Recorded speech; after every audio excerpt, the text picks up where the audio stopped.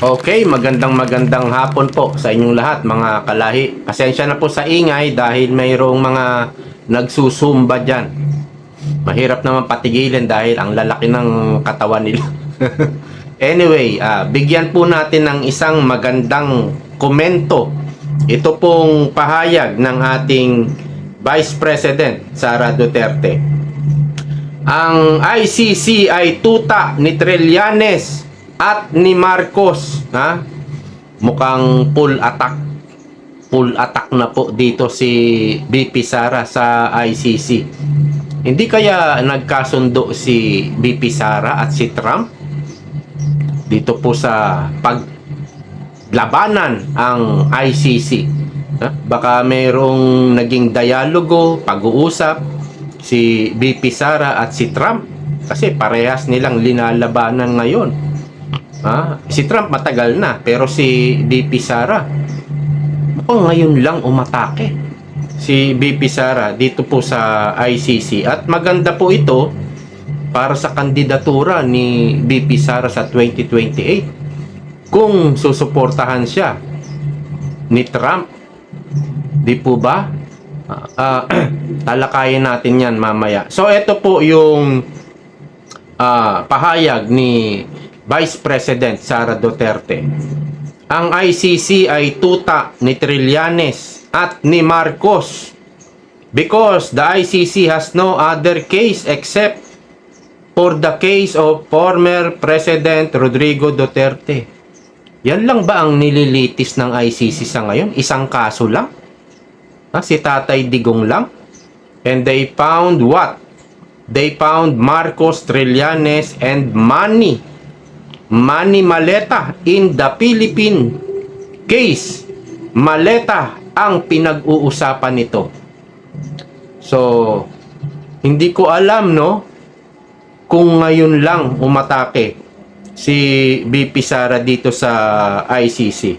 At supposed to be hindi dapat ginagawa ito ni BP Sara dito sa ICC dahil nililitis nga yung kanyang ama.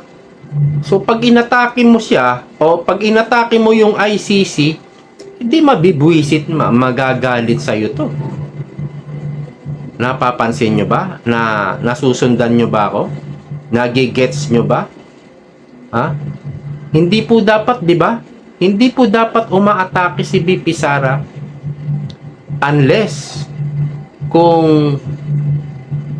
kung wala na talaga, kung nasa isip na nila, nasa mindset na nila na wala na ito, lutong Macau na ito, pera lang ang usapan dito. May mga witness yung mga Marines, di ba, nagbigay ng 2 milyon. So kung iisipin natin, parang nawalan na ng pag-asa ang pamilya Duterte. Kaya ito si BP Sara, inaatake na ang ICC. Kaya nga nasasabi ko, baka nag-usap si Trump at si BP Sara na atakihin itong ICC. Total, pareho naman silang makikinabang sa kanilang pinaglalaban. Siguro obserbahan po natin sa mga susunod na araw. Baka sunod-sunod ang gawing pag-atake ni BP Sara diyan po sa ICC. At itong China, Russia, matagal nang hindi miyembro yan inaatake rin ng ICC yung Russia, si Putin. Mas maganda siguro magsama-sama na silang tatlong superpower na bansa, China, Russia at ang US. At yung pwede nilang makaalyado, makasama sa paglaban diyan sa ICC ay hihikayatin nila. Nandyan na nga si BP Sara.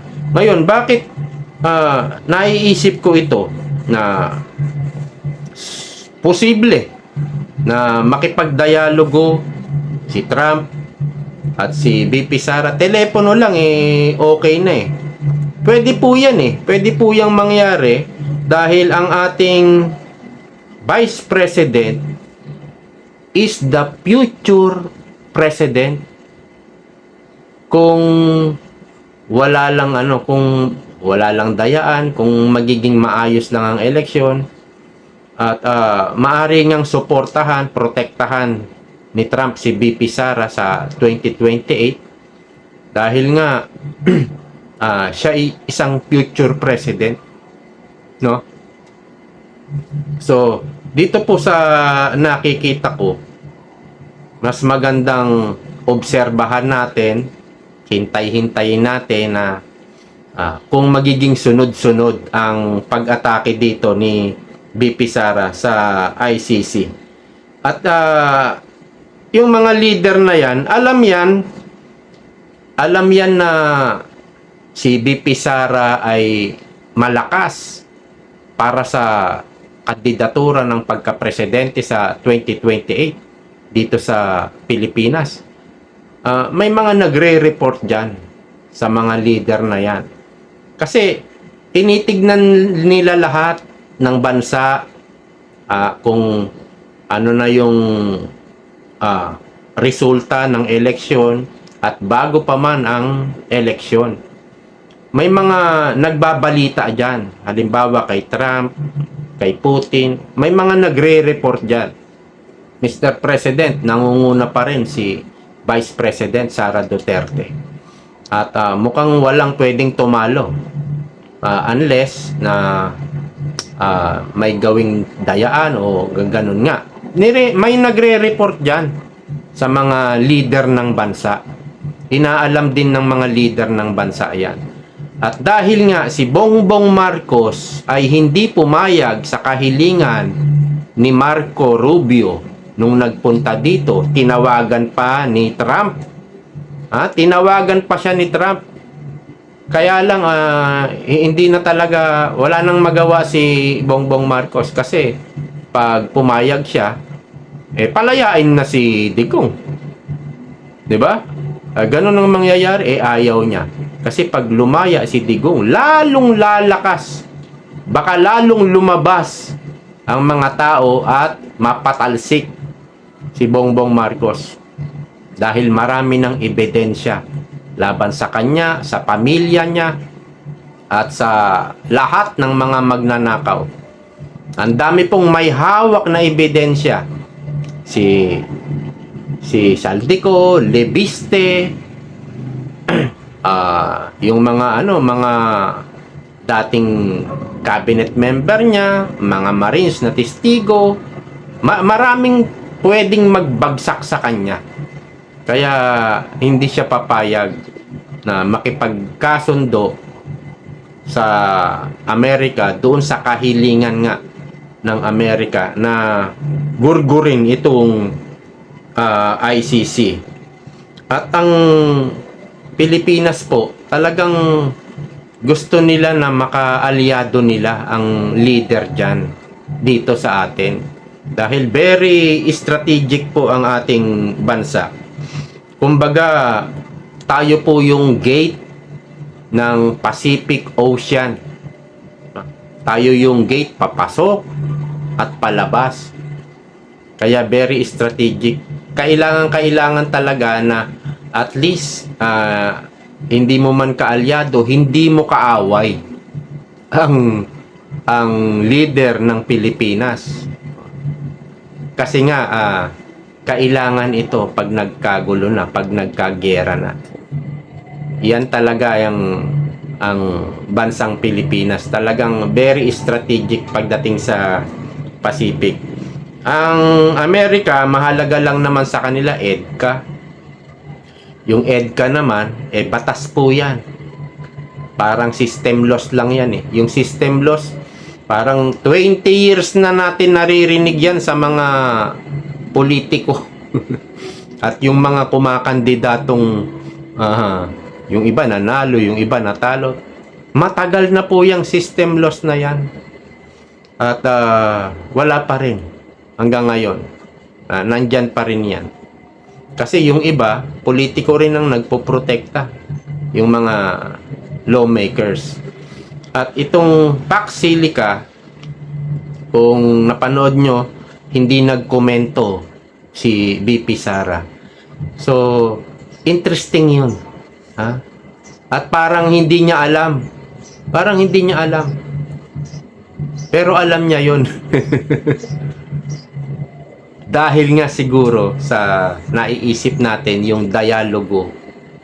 Kasi pag may mga ganyang kasunduan, dapat yung interest mo, sabihin mo. Gusto ko sana manatili yung EDCA. Yung EDCA naman, mahirap naman palayasin yung mga kano dyan. Batas nga yan yung EDCA na yan eh. Kailangan mong may basura yung batas na yan. Paano mo gagawin yan? At itong Pax Silica, parang kasama rin dito ang Amerika. Pero maraming tumututol dyan. Ang isa sa tinututol ko dyan, hindi pa ako totally tumututol, no? Ang isa sa tinututol ko yung kalikasan ay baka masira at magkakaroon tayo ng power shortage kasi malakas pala sa kuryente yan at malakas sa tubig. Yung mga AI dyan, yung AI center, power po ang nagpapagana dyan. Kaya talagang malakas sa energy. Kakain ng energy yan. So ito pong pag-atake ni VP Sara na parang hindi dapat ginagawa at parang hindi ordinaryo. Dapat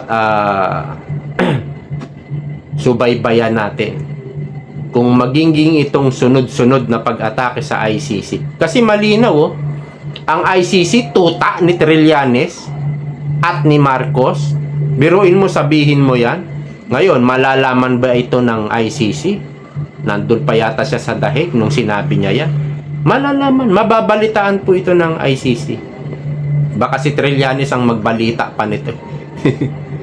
So, si VP Sara, she don't care. Wala na siyang pake. Kahit marinig ito, mabalitaan ito ng ICC, binabanatan ni VP Sara ICC, wala nang pake. Kasi parang nag-give up na. Wala nang mangyayari dito. Naging pera-pera po itong korte na ito itong ICC. Naging pera-pera. Kaya wala ka nang maaasahan dito. So kung makipagtulungan siya kay Trump sa mga gustong pabagsakin ang ICC, yun na lang ang pinakamagandang solusyon para at least makalaya si Tatay Digong. Ilang taon na si Tatay Diggs? 90? 91 ba? Mukhang matatagalan siya dyan. Yung paglilitis pa lang At anong mangyayari pag hinatulan na? Guilty, not guilty.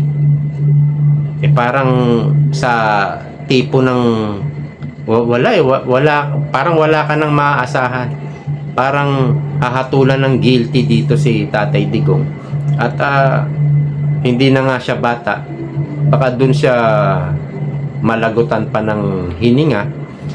So yan siguro ang magandang gawin ni VP Sara, makipagkasundo, makipagtulungan sa mga bansang mga leader na gustong pabagsakin ang ICC. Yun na lang ang tanging paraan. Kasi itong ICC, baka hindi lang yung $2 million na yan, baka hindi lang yan isang beses baka may continuous na bigay ng bigay dito si Marcos Opo, kasi $2 million parang maliit yan sa kahilingan mo. Parang maliit yan. Baka $2 million ngayon, tapos next month, next 2 months, $2 million uli, next 3 months nga. Baka ganun Baka ganun po yung ginagawa. Kaya ang pagnanakaw tuloy-tuloy para tustusan yung mga kadamunyuhan nila. No? At si Bongbong Marcos nga hindi pumayag sa kahilingan, sa panawagan ng US na wag sumuporta, wag makipagtulungan sa ICC. So ito na yung pinakamagandang solusyon. At malay natin, gumuho na yung ICC na yan. So hanggang dito na lamang po. Maraming salamat sa lahat ng sumusuporta, patuloy na sumusuporta. See you next time. Bye-bye.